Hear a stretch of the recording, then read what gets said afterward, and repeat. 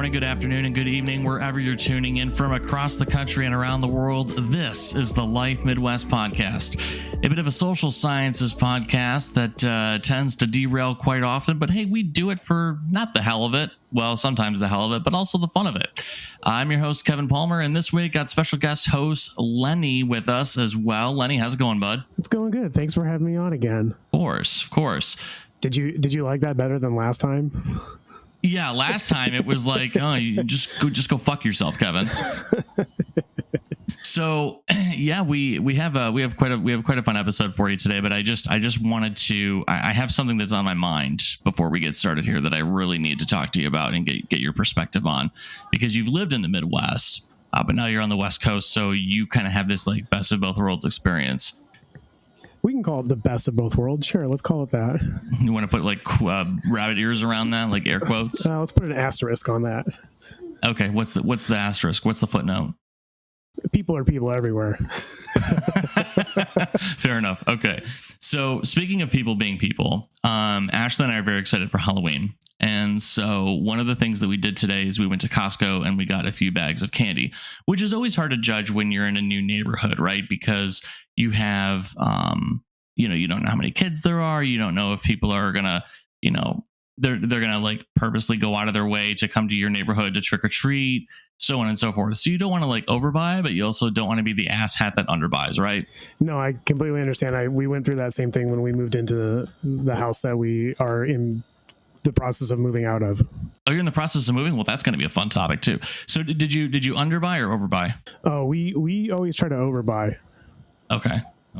And so you overbought this past time? We overbuy every time. Just because that's mostly my fault though, because I really like candy. Because I know your ass. You probably are like, oh, I'll just eat the rest. Yeah, that's basically it. So Ashley was telling me, she goes, hey, I got this great idea, because nobody ever everybody always forces dogs to dress up for Halloween.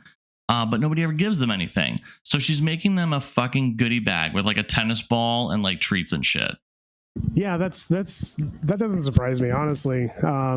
That's something I would expect to see on the West Coast, because everybody is like, I think it'll kind of get into the topic a little bit here later on, but a lot of people are like dog parents instead of being like parents for XYZ reason, but they're definitely dog parents. So like people doing, I don't want to say like outrageous things, but like things that you'd expect them to like maybe do for like an actual child.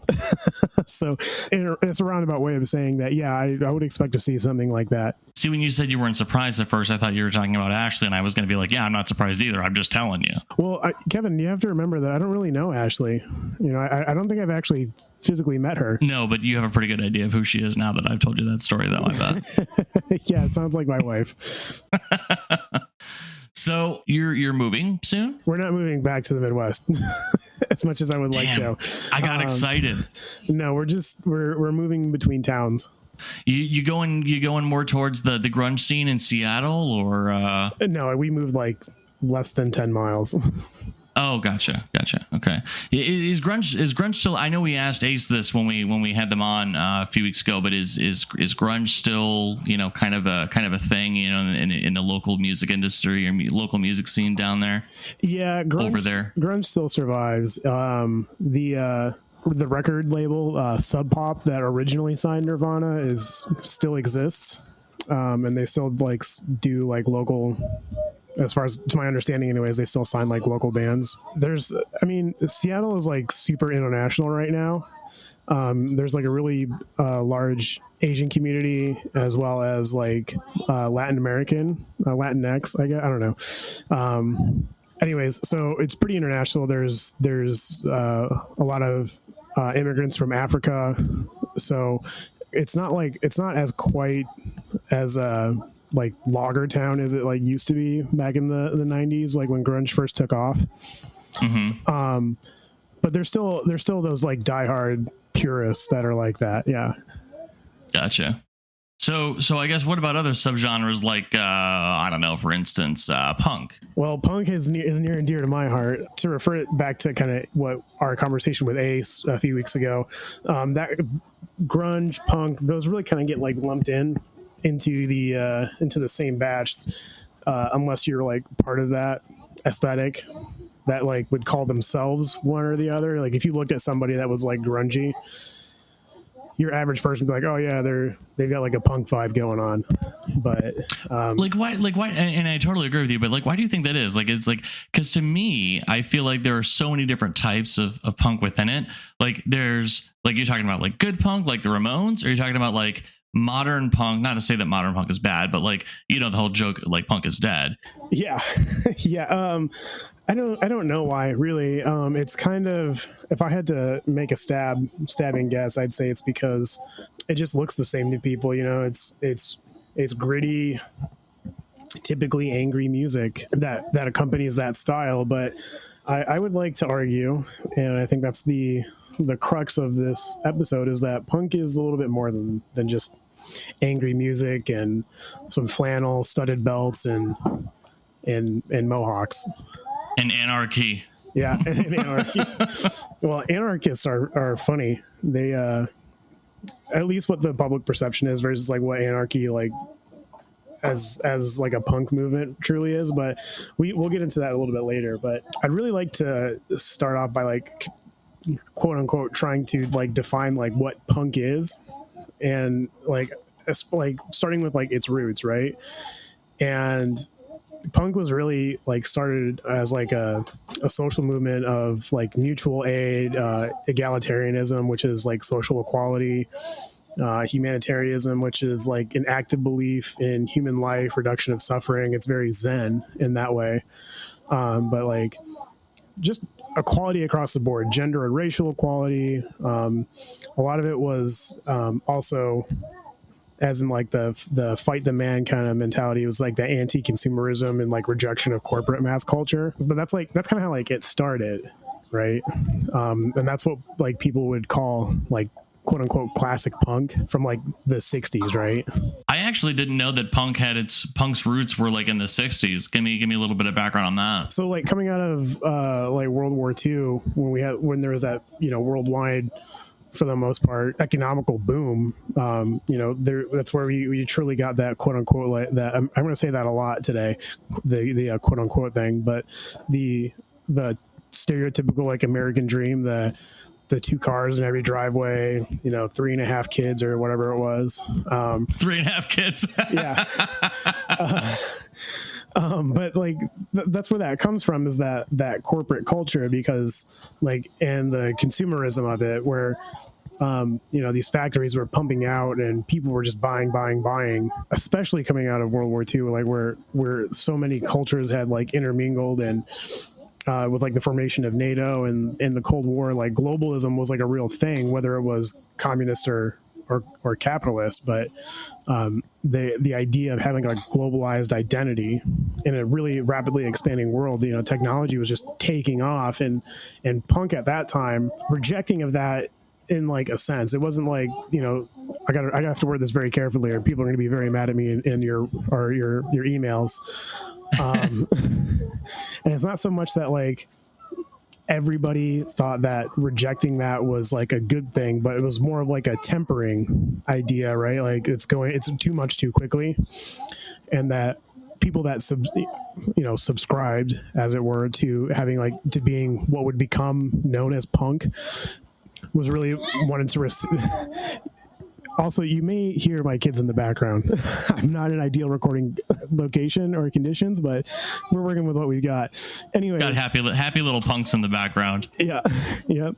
So it was more of that trying to retain a sense of self in a globally corporate, you know, identity. Okay, so essentially, and I like how you put it, was kind of like tempering it. Like, it's not that it was a bad thing, but it was just too much was going on too fast.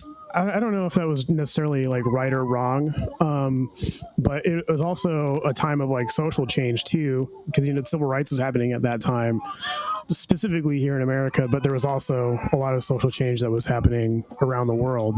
That's like the flashpoint for what the inception of punk as a, not just like a style, but as a social culture.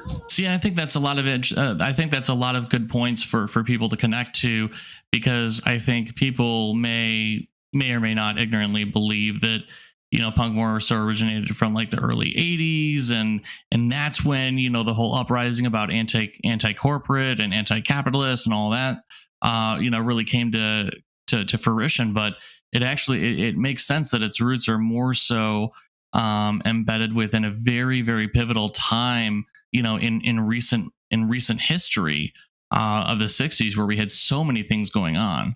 Yeah, so like the term the term punk is, you're correct. It did come about in the 80s eras, but it started off with like the beatniks and not necessarily like the hippie movement, but like I guess beatnik would be a better like phrasing. Can you hear that? I heard that one. Yeah, that's the baby. I've completely lost my train of thought, but what people call classic punk, you're 100% correct. It's when it was like popularized was the early 80s, even late 70s, but the basis for it, in my opinion, started then in the 60s, around like mid 60s. Yeah, she's just going off, man. That's all right. If you need, do you need to tend to her or anything? Is she good, or? Yeah, she's good for now. She's just being loud. Yeah, I hear talking in the background, so it almost sounds like Ronan is like poking her with a stick and she's getting pissed. Oh no, he's behind me talking. Oh. So, yeah, I've got both of them out here. Like I said, it was not ideal recording conditions. So in regards to like classic punk and like that early 80s time frame is like when anarchy became like a real popularized like sub movement of punk. But ironically, it's, how do I say this? A lot of anarcho like punks believe like that true anarchists believe that their actions should be pacifistic in nature and like through like non-violent means. Like the way anarchy started in the 80s was more of like squatting, like doing quote, what people would call quote legal graffiti, which through the passing of certain crime laws became illegal regardless. But that's what anarchy started as, and it's ironic to me that it's become more of it's become like very violent and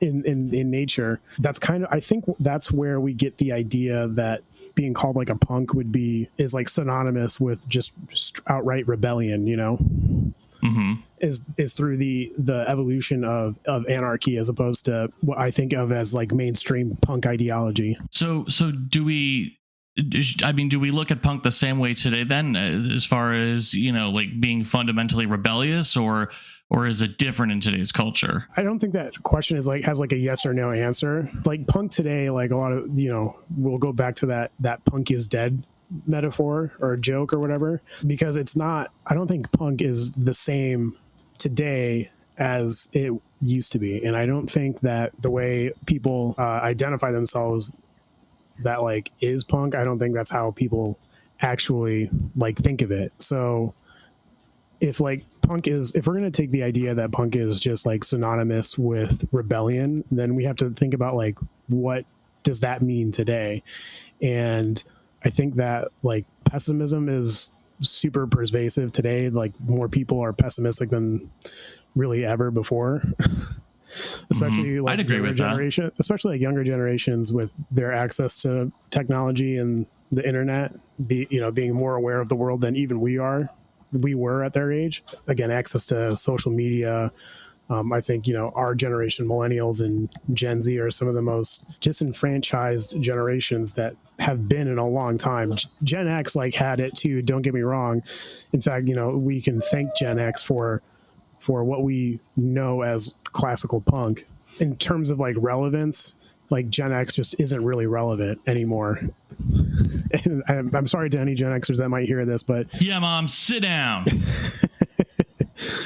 But going off of that, depression being diagnosed a bunch, and I think that has a lot to do with social climate. Like, you and I, like, we watched 9/11 happen on TV, and Gen Z, they've got this pandemic shutting down their schools. They've got school shootings happening more and more publicized than they ever were for us. Like Columbine was the biggest school shooting until Sandy Hook, like 15 years later. So with all of that, like what is rebellious to that idea? Pessimism. And I think that, to me, my personal answer and how I would define punk is hopefulness, being hopeful. Really?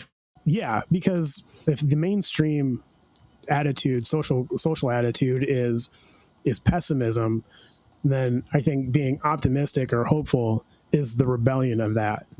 So, and it's going to be really hard, but if you think back to like '08 when President Obama was going through his initial campaign, his tagline was like hope, right? That was his through line. You kind of saw that spark initially, and then it got shit on around the idea of society. I don't want to sound like the Joker, but we live in a society. but the trend, I think, has been of a negative one in terms of social identity. So I think 100%. I think the rebellion and what would be considered, the antithesis or punk to that is optimism and hopefulness. I did want to say one thing, and that's like not to like shit on people with depression, because that's not like what I'm trying to say, that you can just cure depression by being hopeful. I know that's not true. But I think that it's still, I don't know how else to put it. Do you get where I'm coming from? Like, that's not. Yeah, it's not something that you can just flip a switch and be happy, but it's not a death sentence either. Yeah, and I don't, and again, I'm not trying to push the idea that being hopeful or optimistic will cure depression, because I know that's not true, and it won't. But I don't think that being optimistic and having a good lookout, I know that's not true. And I think you bring up a good point too, with like depression being diagnosed more and more, right? And I think all kinds of mental health problems are being diagnosed more and more. And it's not to say that those never existed, right? I think a lot of people, especially older folks, will make that argument, like, back in my day, we didn't have autism and all this other shit. But it's like, you know what? No, you did. It just went undiagnosed, and these people suffered through their lives. But I think setting that argument aside, I think you do have even more of it now because of the social climate that you're talking about, and because of the experiences that we've had as children, as millennials, and what Gen Z. You know what I read the other day, Lenny? This was like spine tingling. The Connecticut school, was that Sandy Hook? Yeah. With the school shooting, yeah. They would have started high school this year. Can you believe that? I saw that statistic. This probably wasn't the same exact like article, but I did see that same sort of headline somewhere else. And it's absolutely wild. Yeah. And so for you to talk about hope as being kind of like the true rebellion or the anti-pessimism, or the rebellion to pessimism, I think is a really, really interesting viewpoint. When we come back from the break, we're going to talk more about that side of the rebellion movement of hope itself. So we hope you stick around.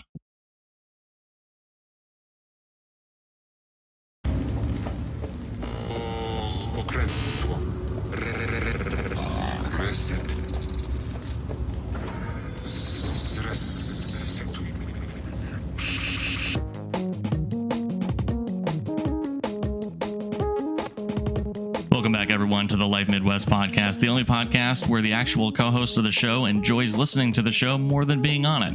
I'm your host, Kevin Palmer, and I have special guest host today, Lenny, who is our punk expert. I don't know if I would say expert, but I just have some ideas that we both thought were interesting. And I definitely agree with. So, yeah.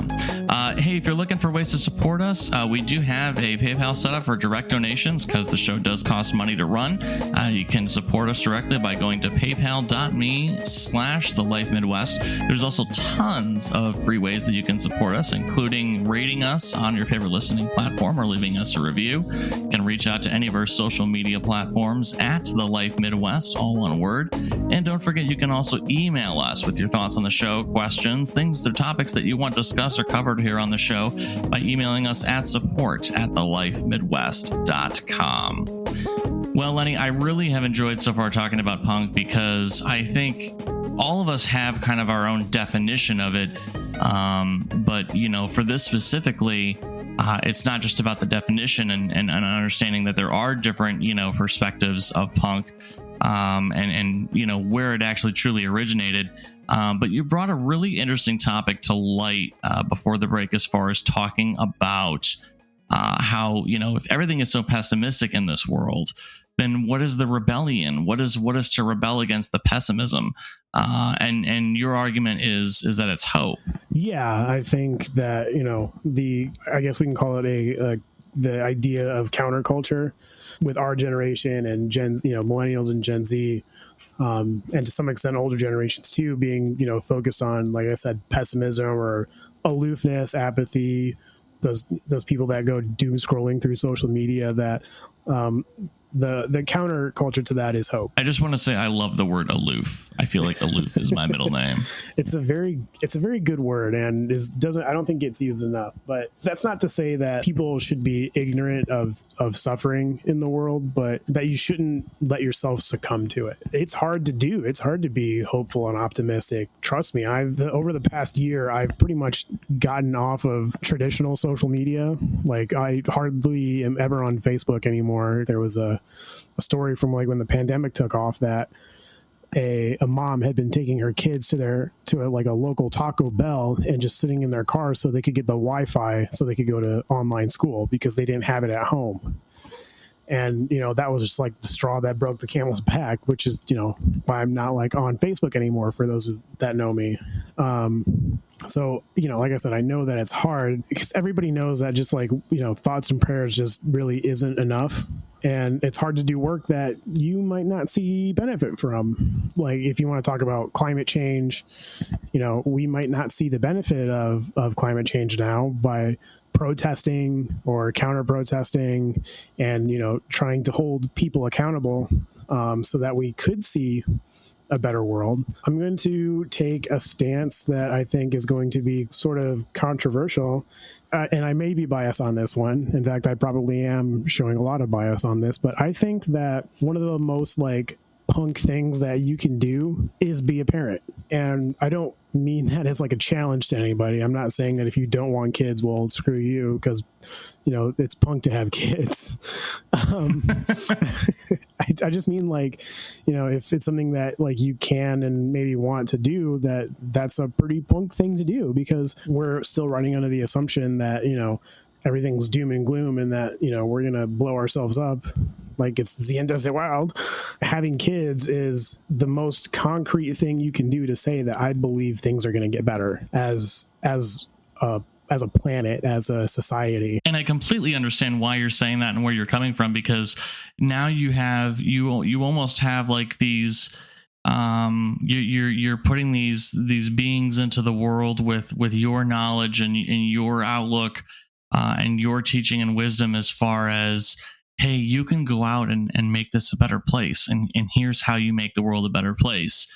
I don't know if that's exactly what you're saying, but that's essentially how I feel listening to you describe that. Well, yeah, that's part of it. I wouldn't say that being a parent is to solely put the responsibility of that on your children. I think that we still have to do everything in our power to get them to a place where they can also make it better, because like, let's just take climate, for example, right? Like, we know that there's a definite tipping point. Mm-hmm. If you think that you can make a difference and that enough people can make a difference and more people in the future can make a difference, then that's pretty punk. And that, if you're in a position where it's feasible for you to have kids, or it's something you want to do, I don't think you should give up on that dream or on that idea, because, I've had peers talk about whether or not that they should have kids as like a philosophical question, not a practical one. Like, they're saying, is it ethical to have kids, because it's going to create more environmental impact, yada, yada, yada. Or, is that selfish of them to want to have kids? Is it cruel to bring children into a world? To that question, I'm like, well, what could show that you have more hope and faith, really? Because in a not so religious of faith, but as in like a faith in humanity sort of thing, that's pretty punk, I think, to make that statement or to take that stand and say, look, I'm so hopeful that, and I believe that it's a worthy cause, that I'm okay with, bringing more people into this world. Right. And I think you bring up a good point though, too, as far as it's not even about like from an ethical standpoint either, though. I think it's also about, well, what do you want out of life? Is that going to feel fulfilling to you? And I don't want to completely derail from the topic here, but I think that's an important piece to consider too. Like, is that something that you want? Like, you shouldn't do it just because other people think that you should do it. But you also, there has to be an element there of like, I want to do this. And we just finished talking about this, this kind of like big decision making and big life changes post pandemic.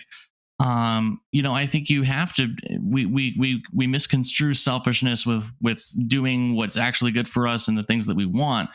And if something that's good for us or things that we want is being a parent, and that's the most punk thing that we can do, then the only question I would have for you is, you feeling lucky, punk? Yeah, I want to put this disclaimer out there that I don't, I'm not saying that everybody should have kids. I don't want to take that stance because I don't think everybody should have kids, and that's a very personal choice that people have to make. I think if that kind of like how you're talking about things coming out of the pandemic, things that are good for you, they're not necessarily selfish, and you're not wrong about that. A lot of people spend too much time and energy worrying about how will this affect other people when it's not about them. I wouldn't classify parenthood as one of those things, but it is definitely like a weird social pressure that's happening right now. As far as parenthood's concerned, because of those conversations that like I've just talked about overhearing. And Kevin, I'm sure you've either like heard them or have had that thought yourself. For me, it was never a question. For my wife, it was never a question. I've always wanted to be a dad, and I like my kids most days. And but no, I've fatherhood was something that was always on the table for me, and I'm so far happy with how it's turned out. I don't know the future, but I am hopeful for the future that it's going to continue to be that way. I can certainly say that wanting to, to be the best that I could be was certainly in spite of the childhood that I had. But I think rather than saying punk is dead, that I would say punk is dad. Hey, I like that. I like that a lot. All right, folks, it's been real. It's been fun. We made it to the end of a recording session with two kids in the background. So for Lenny, it's been real fun and really fun, and it's been an experience. Who you want to shout out this week, buddy? So I'd actually like to shout out Tom Wyman. If you want kind of like different but similar take, you can read his book Infinitely Full of Hope, or he was also on a podcast called Culture Binge by a company called Wisecrack, who you may or may not be familiar with from the internet. Good conversations there, but all in all, I think today, aside from first we'll start off with you, Kevin, again. Thanks for having me on another time. This is what, third time. And we're not going to keep score. I'm just, I just enjoy your company. Well, I'll be on anytime you want me, but for having me on, for creating the space, shout out to Wes for helping you create this space, and excited for all the things that he's got going on, and super excited for him. We'll shout out the baby for being mostly quiet and cooperative, and I don't know if you can hear her right now. Appreciate you, kiddo.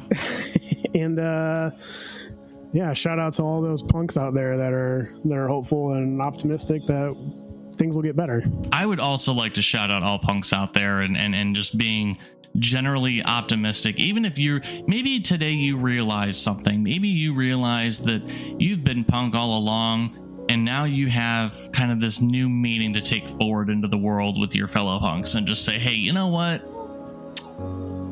We are the rebellion, and the rebellion is to this pessimism that just seems to be surrounding us. We're gonna figure it out. And we're Rome wasn't built in a day. You are 100% correct. And the last thing I think I'll say before I say goodbye is punk is dad and rebellion is optimistic. I love it. I love it. Don't go out and get that tattoo just because you heard it, but I do think that's pretty catchy. Oh no! If you do get it tattooed, you need to send it in so that I can see it. Yeah, just make sure we don't want to be like the next no regrets tattoo or anything like that. So just make sure you spell check. Anyways, don't forget to call your mom. Moms are important too.